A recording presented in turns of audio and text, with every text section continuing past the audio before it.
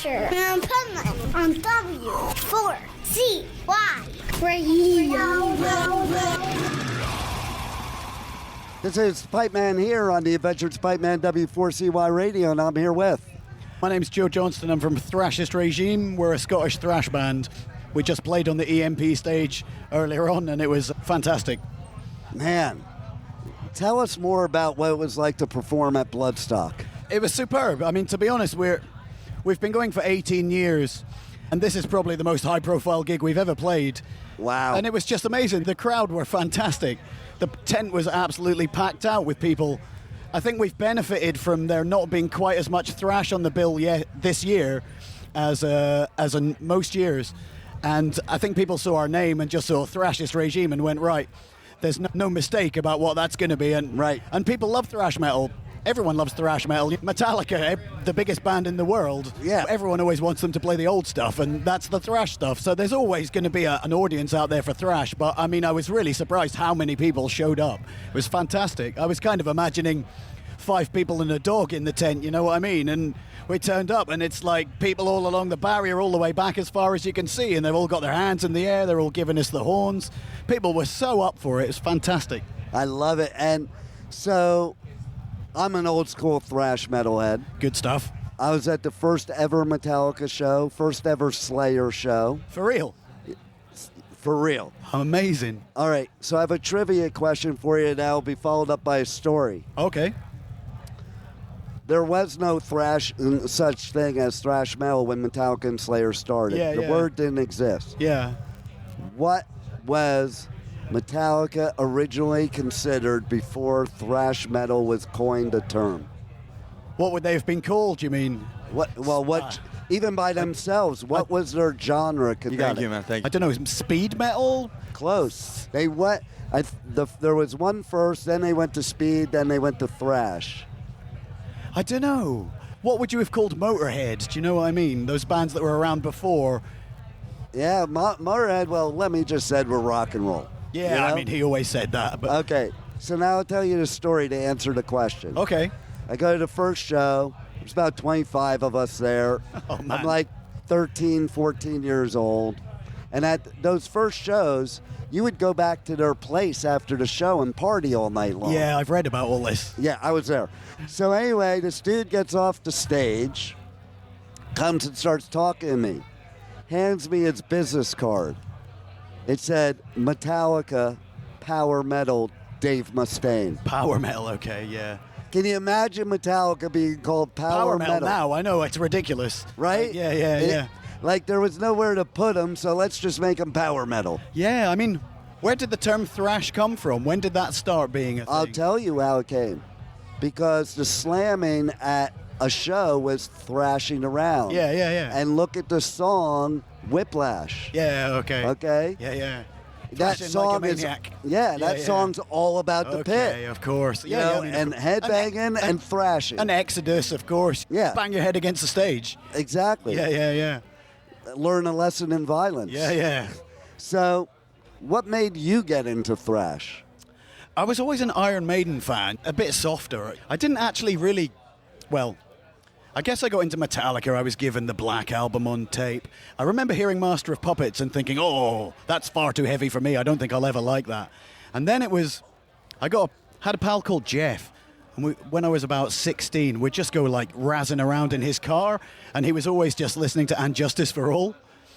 And I think pretty quickly I was like, oh my God, the riffs on this are absolutely incredible. So that was my real entry point into thrash, and then I got into all the older Metallica and then a bit of Megadeth.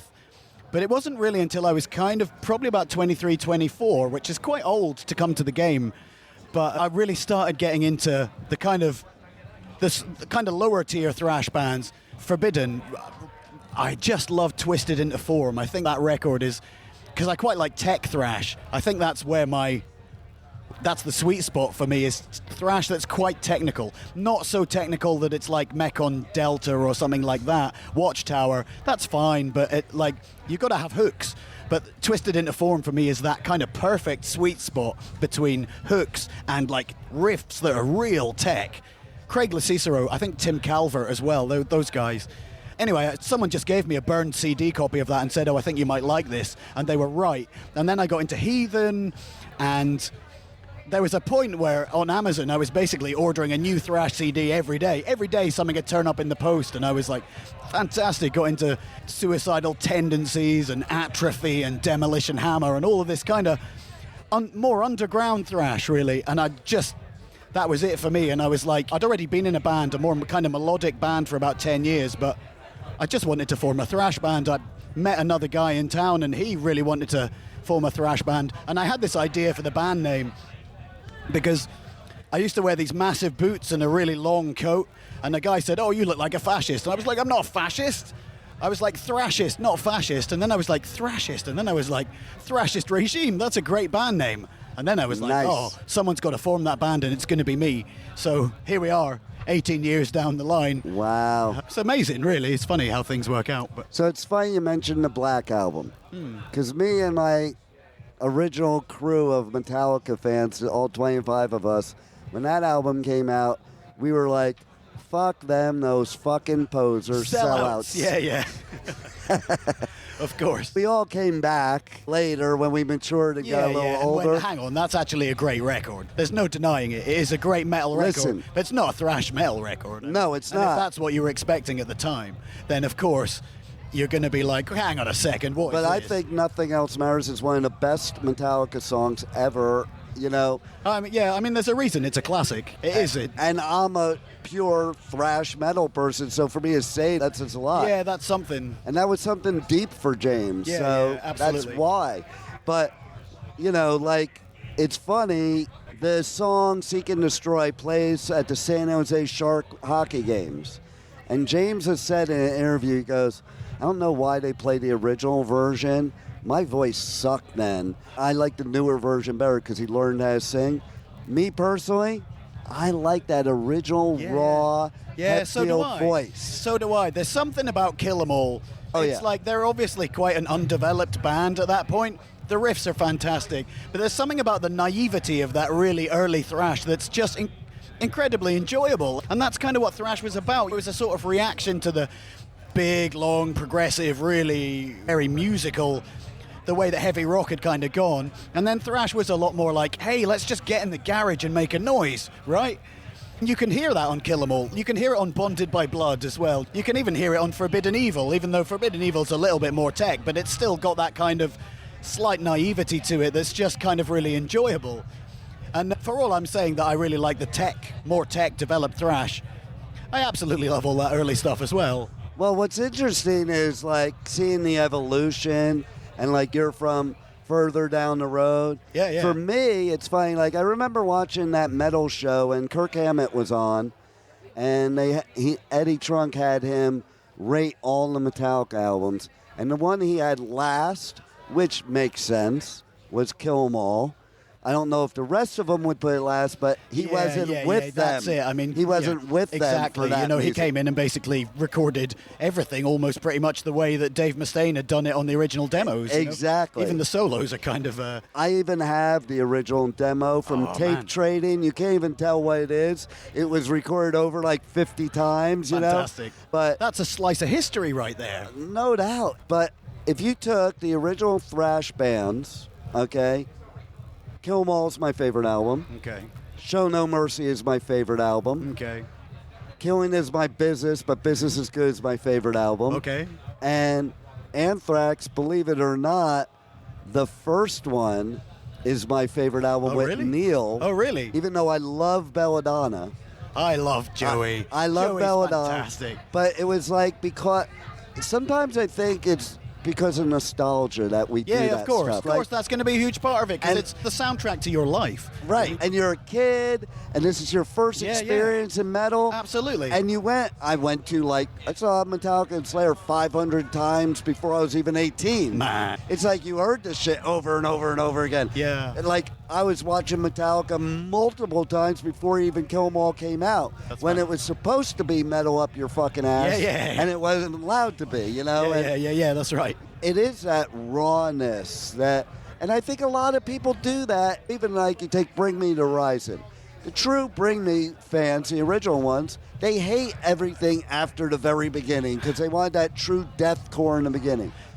You always get fans like that, I think, of every band. As a huge Iron Maiden fan, I meet people all the time. Actually, because Paul Di'Anno died last year, so many people came out and went, oh, my favourite Maiden albums are the first two. They're the two that he was on. Killers. Yeah, I mean, I love Killers. I love every Iron Maiden album, really. I'm just a nerd, an Iron Maiden nerd. I've seen them like 55 times. I follow them around Europe.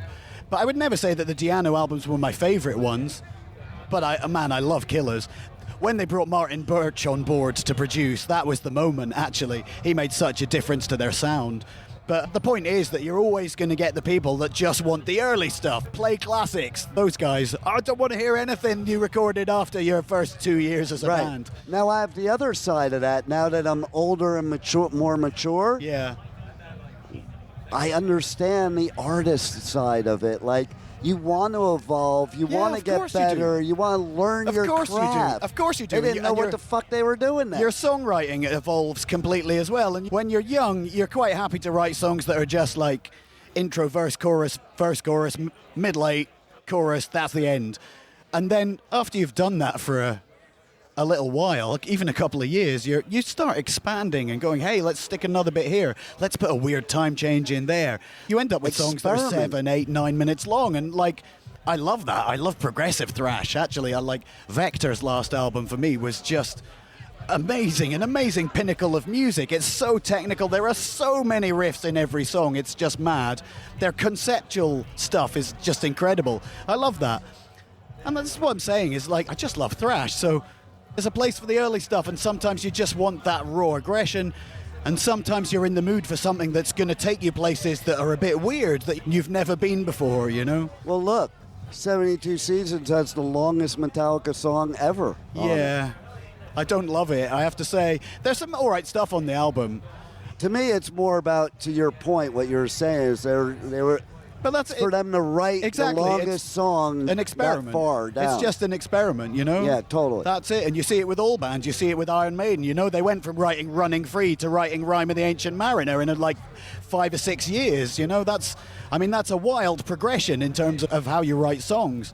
And I think it happens to most artists because you're a musician, you know, and you want to keep on challenging yourself, and you just want to do stuff that you haven't done before because it's boring to do the same thing over and over and over again. No doubt. For you as a person. Well, that's what I was going to say, too. Like, your first album, you play those songs on that first album more times than any other song ever because you've been playing those songs before it was even an album, and you're playing, like, every night trying to get noticed. So if I was an artist, I'd be like, oh, fuck, I don't want to play that song again. Well, that's it, and it happens to us. And to be honest, we've got 2 albums. We're working on the 3rd album at the moment. But the first album, the songs are all about 3 minutes long, and they're all pretty simple. And then there's a gap of about 5 years before the 2nd album because we work quite slowly. You know, we're not professional. Like, you know, it's not our job to be musicians. We have to fit it in. So it takes us a long time to write a whole album's worth of material and record it. But 5 years later, by the time the 2nd album came around, the average song length has gone up to like 5.5 minutes, maybe even pushing 6 minutes. We got a lot of long stuff on it.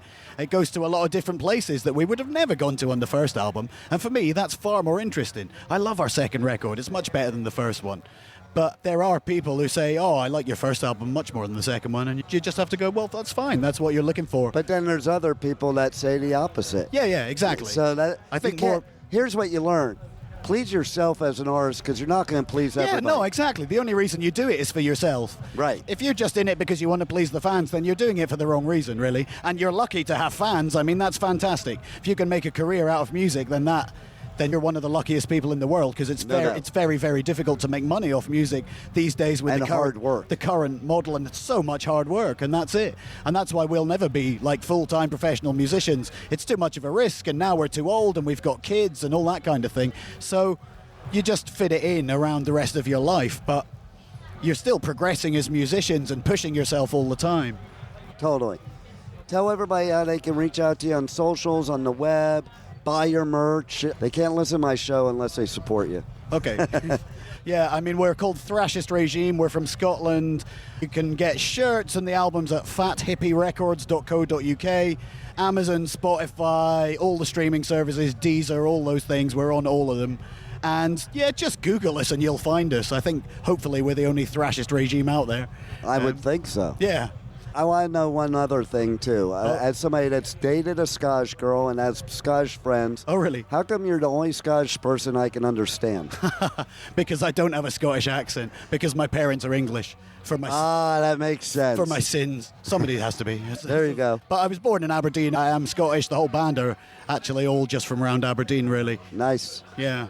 Anything else you want to share with the listeners we haven't covered already that they need to know? Not really, just please check us out. The video for Headshots on YouTube, go and check that out. And look out for us next year. We'll be releasing a new album. All the material's written. We're recording it right now, and it's going to kick your ass. I'm sure it will, and you do kick ass, and thanks for being on the Adventures of Pipeman. Thanks for speaking to us. Cheers. Michelle Kerr was my press officer for my entire fucking career here in the UK. My entire career with Machine Head. She recently passed away, and it was a very, very sad day. And I can tell you the reason that I'm going to tell this story is because she was family. She was Bloodstock family. She was heavy metal UK family.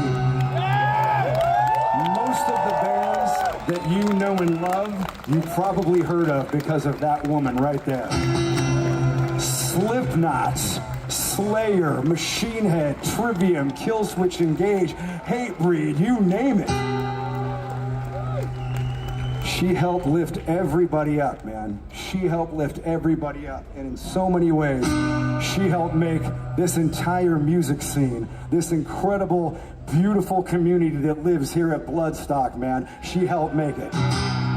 So ladies and gentlemen, please make some noise for Michelle Kerr.